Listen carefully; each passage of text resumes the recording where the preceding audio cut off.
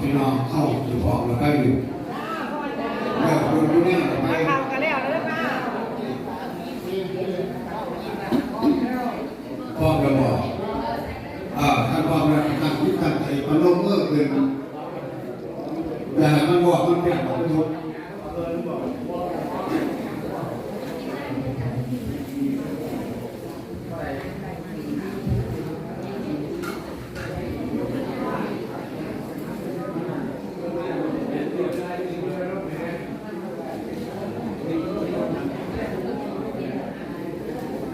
ปิดพัดลมดินหนังให้ลมไปขาดก็ได้เลยนะอาชีพเราอยู่ที่นั่นดินหนังให้ลมนี้สำหรับมนุษย์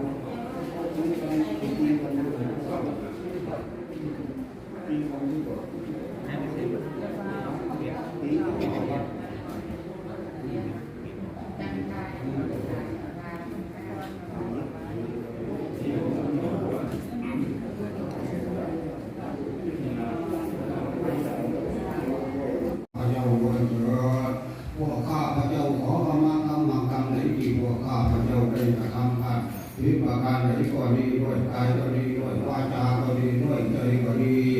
ตั้งแต่อดีตเป็นต้นมาจนกระทั่งในวันนี้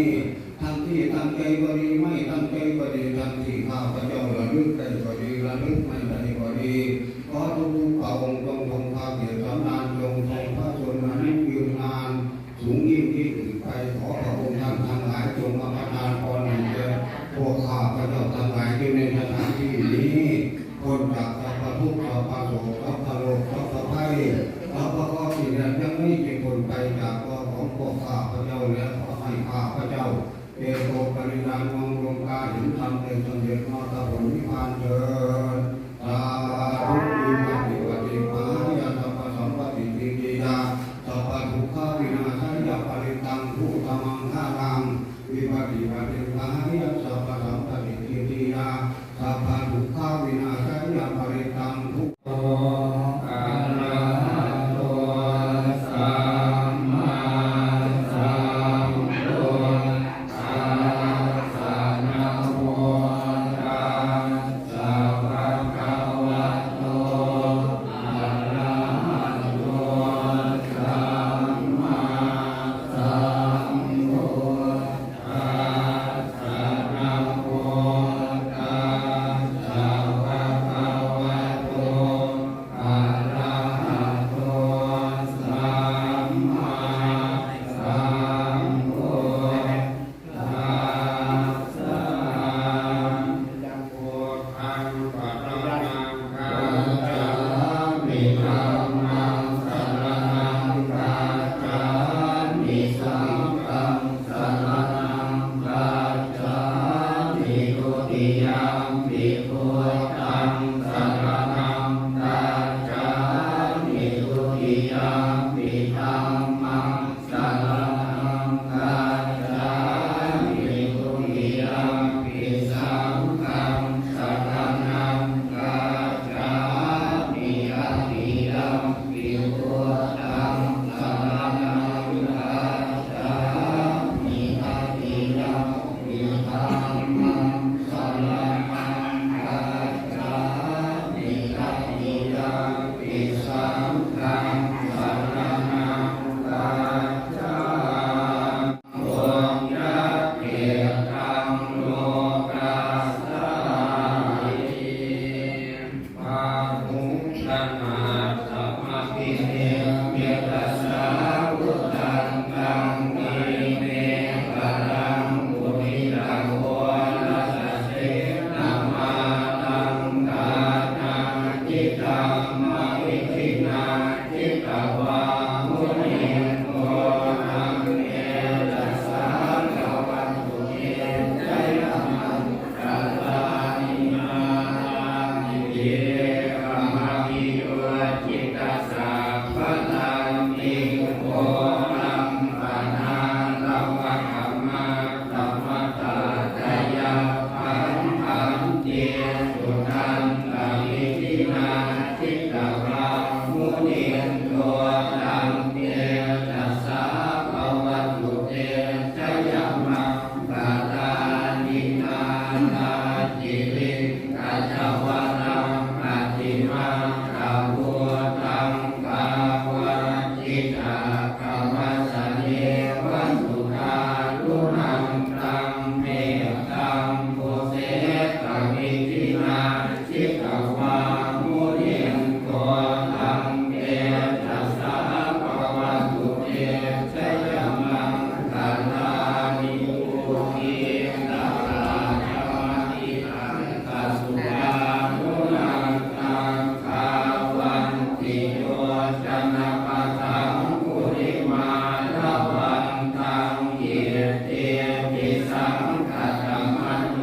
ชิตตวามุนิโกตังเตตัสสะภะวันตุเตชะยะมังคาลา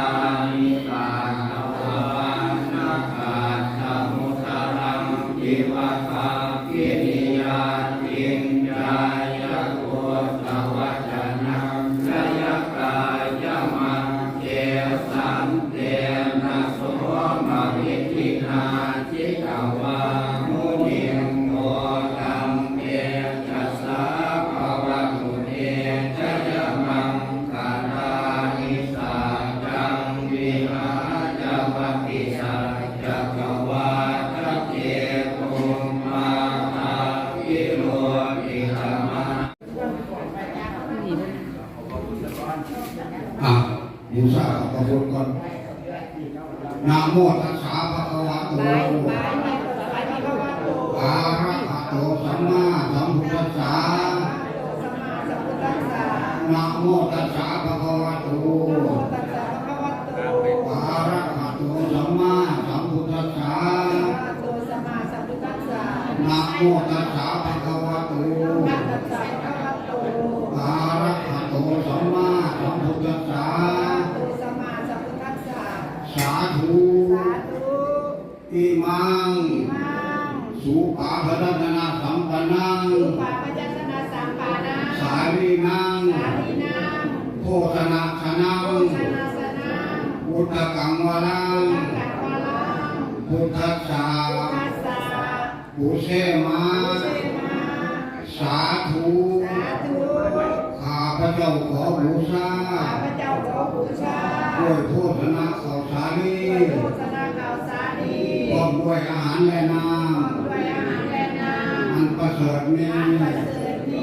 ขอถวายบูชาแด่พระพุทธเจ้าสาธุสาธุสาธุ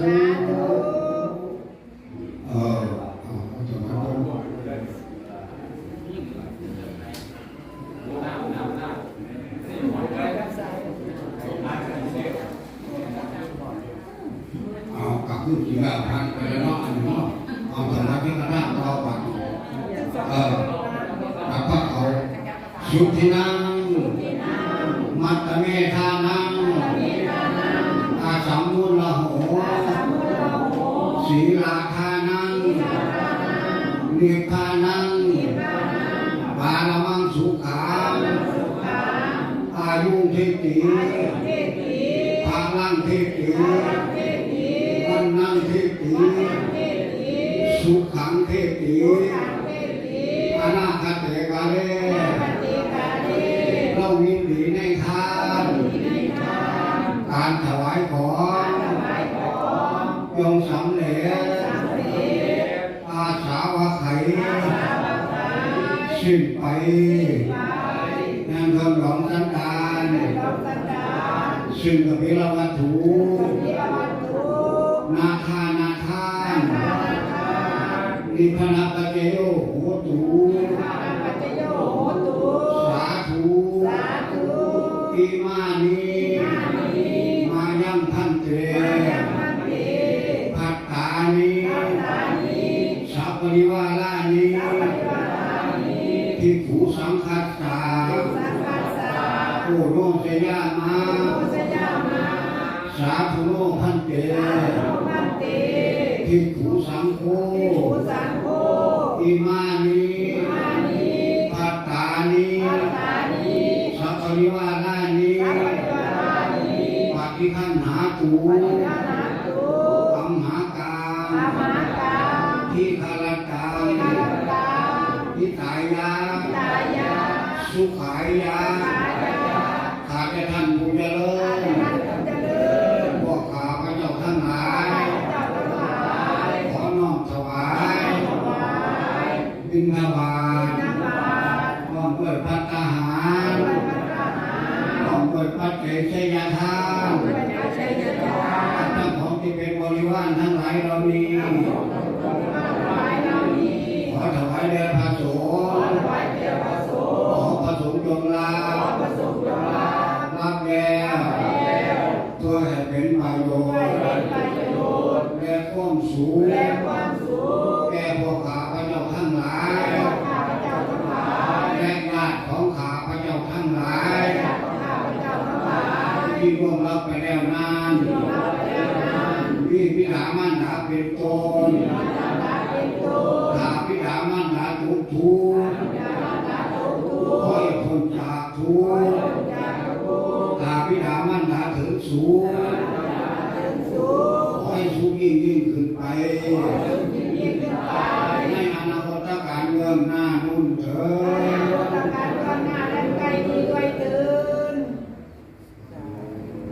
สาธุ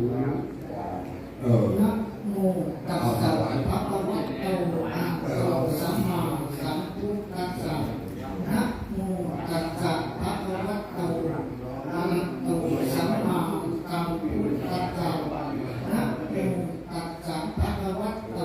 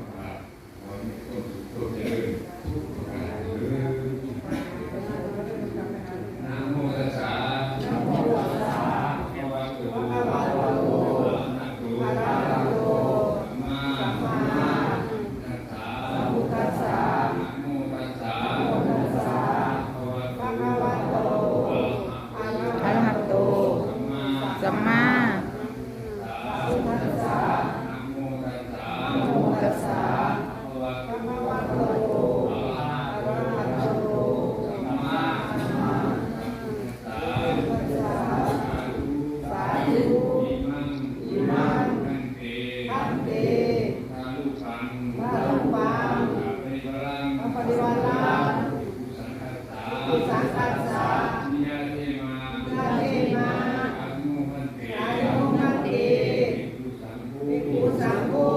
อิมัง อิมัง สารุปัง ปารุปัง ปริวรัง ปปริวารัง ภิกขุสังฆเมนะวานัญจา สุขังเสนตา อุปัสสกา อุปัสสกา สิกานัญจา สิกานันจา อภิวาทนา อภินาคนา บูชนาถายา บุตนาถายา โยสถาคาเร อุตราคเต ธรรมะสาราสาลายา กมมันทัสสยาบุญ ป บริ ริขามี นาที ปริขันหาตุ ปฏิฆานาตุ ท่านจันปานามีท่านจัปานา อินันจังนา ลูกาลูกปะ วารุวา ทานัง นัง ทิมารากัง อินามัง มหากันเจวา อาการเยวา นาคาวิตุ มาตาทิตุ วินันจา อาทินันจา อาสนานัง อาราชนานัง อาสตานังจา อาวัตสานังจา อัฏฐาอัฏฐายา อัตตายา กายา กายา ขายา ขายา ตาตุ